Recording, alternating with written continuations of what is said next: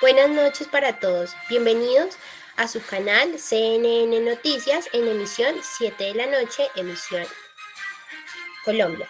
En este día tenemos en nuestra nueva sección dedicada a la política y a casos internacionales la emisión que nos trata del caso Chavín de Huántar, donde trajimos a dos invitadas muy especiales.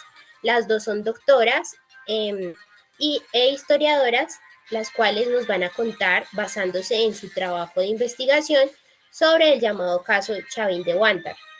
Ellas son la doctora Catherine Valeria Mateus y la doctora María Isabel Martínez. También ellas nos traen a una invitada, la cual nos va a contar más acerca de este caso. Y bueno, sean ustedes bienvenidos.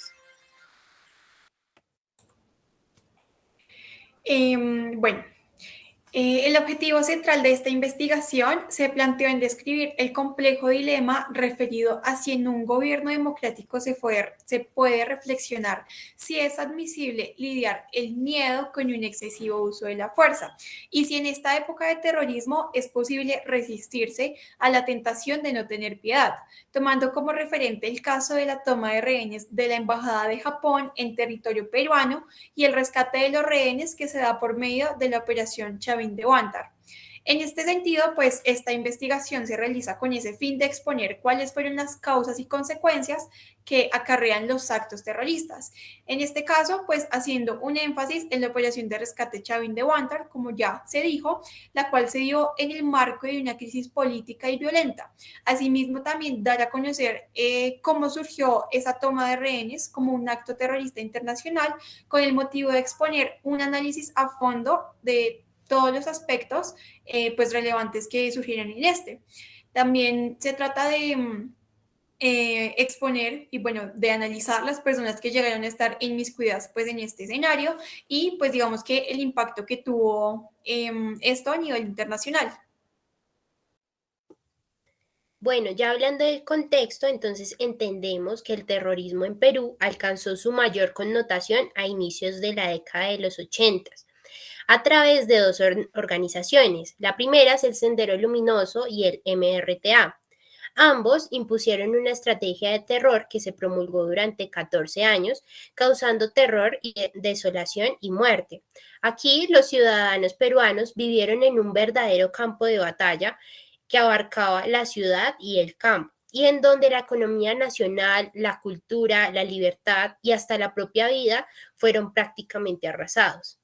El MRTA fue fundado en 1984 y su origen se remonta al partido Alianza Revolucionaria Americana, la llamada APRA, rebelde y el Partido Comunista. Estos, luego de sucesivos fraccionamientos, se fusionaron en el movimiento de izquierda revolucionario, el militante, el llamado MIR o MEM, y el Partido Socialista Marxista-Leninista, el PSML, conformado el frente denominado la Convergencia, que en 1982 adoptó el nombre de Movimiento Revolucionario Tupac Amaru, llamado MRTA, e inició su denominada Guerra Revolucionaria Popular el 22 de enero de 1984 con el ataque al puesto policial de Villa El Salvador de Lima. En julio de 1990, durante el gobierno de Alan García Pérez, Víctor Polay se fuga de la cárcel de Lima junto a otros 46 militantes, utilizando un túnel construido probablemente con apoyo desde el interior de la misma cárcel. De esta forma, pues se retoma la conducción del MRTA, apoyado pues esta vez por dos facciones legales de la izquierda radical, el Bloque Popular Revolucionario y llamado BPR, y el Movimiento Patria Libre, MPL. Estos convirtiéndose así en los principales instrumentos de captación y formación ideológica de cuadros emerretistas. El objetivo de esta misión Chavín de Huántar es que los riesgos políticos que aquí se vivieron fueron altísimos. Los terroristas y secuestrados se encontraban en territorio japonés y uno de los rehenes era el propio embajador de ese país. Habían funcionarios diplomáticos y de empresas japonesas que también estaban cautivos. Entre los rehenes se encontraban otras altas autoridades, eh, tales como el embajador boliviano, el canciller peruano, así como magistrados y funcionarios tanto peruanos como extranjeros. Por otra parte, la opinión pública no apoyaba al gobierno y a sus instituciones en relación a la determinación de responsabilidades y a la buena o mala gestión efectuada posterior a la toma de rehenes. Incluso, pues el gobierno peruano recibió la presión adicional de a lo menos pues 3 comunicados que fueron firmados por la mayoría de rehenes retenidos al interior de la embajada y en los cuales se apelaba pues en forma pública para que las autoridades del país se mostraran dispuestas a negociar con el MRTA. Pese pues a todas estas presiones desfavorables pues para la opción militar, el presidente Fujimori consideró que este secuestro masivo era un acto terrorista y que como tal pues debía enfrentarlo de todas las formas posibles y con todos los medios y recursos disponibles. Para este efecto, y pese a que se demostró una supuesta intención de negociación, pues se mantuvo siempre vigente la opción de ejecutar una operación de rescate para liberar a los rehenes. Aquí es donde presentamos ante ustedes una de las posturas y a una ciudadana peruana que nos cuenta cómo se vivió realmente este caso Chavín de Huantar, de esa toma de rehenes. Bienvenida, Ana. 1997, Operación Chavín de Huántar, el Día de los Héroes. En un país secuestrado por el terror durante décadas, los peruanos sufrimos la demencia y la consecuencia de muerte, miedo y destrucción. La noche del 17 de diciembre de 1996, miembros del grupo terrorista MRTA tomaron por asalto la residencia del embajador de Japón en Perú. Lo que no pudieron prever estos emisarios del terror es que nuestro Perú contaba con soldados preparados y valerosos. Y es así que con una estrategia muy bien diseñada y una fuerza de operaciones especiales conformada por comandos de las Fuerzas Armadas, denominados Chavín de Huántar, ejecutaron el rescate de todos los rehenes. Y ese día no solo se liberaron a los rehenes, ese día se dejó en claro que el Perú es un país de hombres y mujeres libres y valientes, que no negocian con el terrorismo.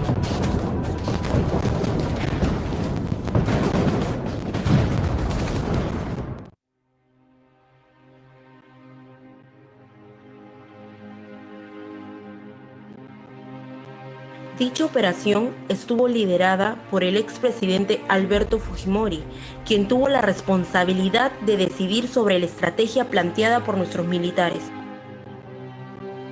La operación de rescate, considerada como una de las más exitosas del mundo, tuvo como protagonistas el espíritu peruano y la constancia de nuestros valientes compatriotas dispuestos a dar la vida por su bandera.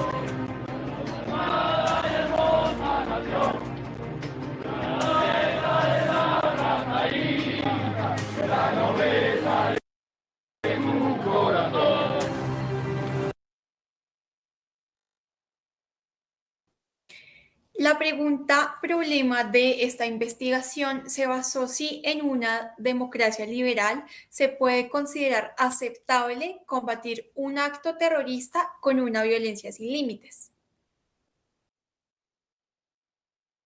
Aquí es importante resaltar que la toma de rehenes es un fenómeno que afecta a muchos países y donde se refleja la cambiante relación existente entre la política y la guerra contra pues, el terrorismo.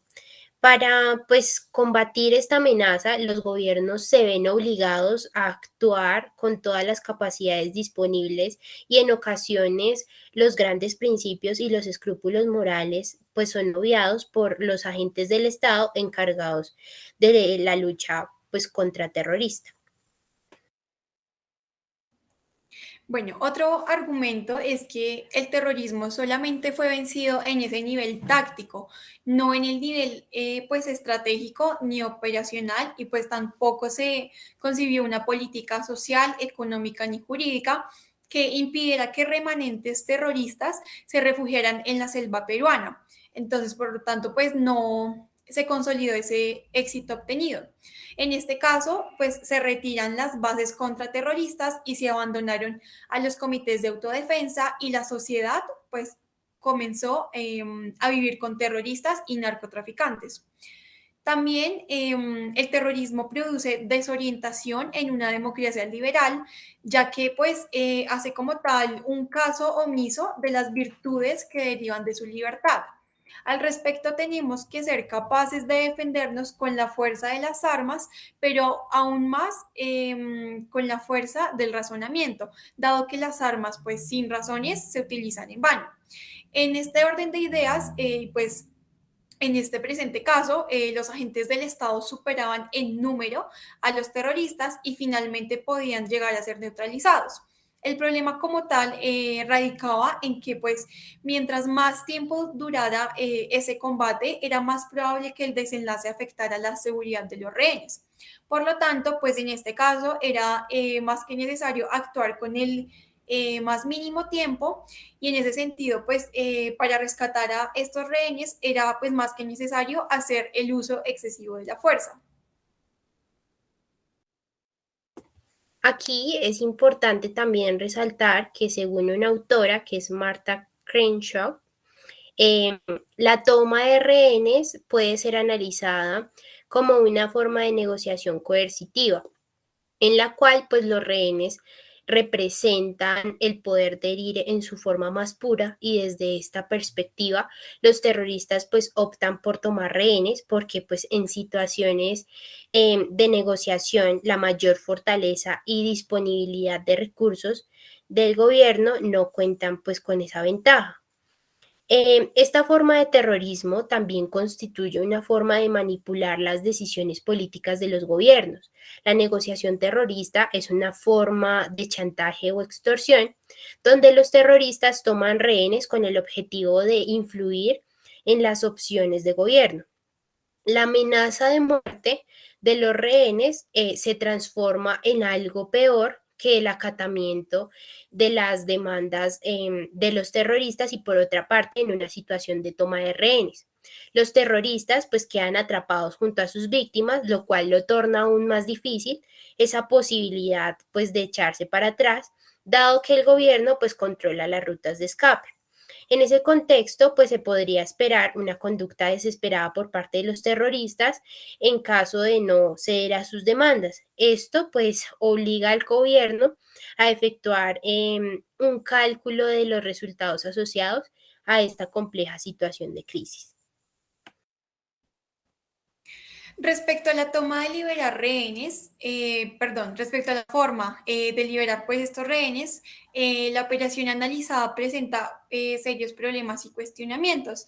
¿Por qué? Porque luego pues de una espectacular operación militar, los planificadores y ejecutores pues de esta fueron cuestionados por graves violaciones de derechos humanos, ya que pues según los testimonios de algunos rehenes, la intervención militar se habría propuesto evitar supervivientes entre pues, los autores del delito, llegando a disparar contra aquellos que se rendían. De tal manera, pues que la acción finalmente se saldó con la muerte de los 14 secuestradores.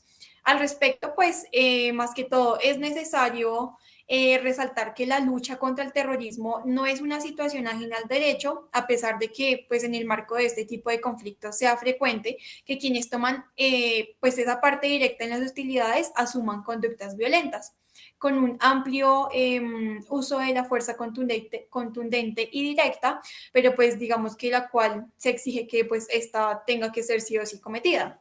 Por lo tanto, se habla que ni el Estado ni la sociedad civil ni la comunidad internacional pueden permanecer indiferentes ante pues esta injusta y lamentable suerte de estas personas. El problema radica en sí en cómo el Estado puede lograr la liberación de estos rehenes sin afectar su integridad física, también sin producir daños colaterales y respetando los derechos humanos incluso de los criminales.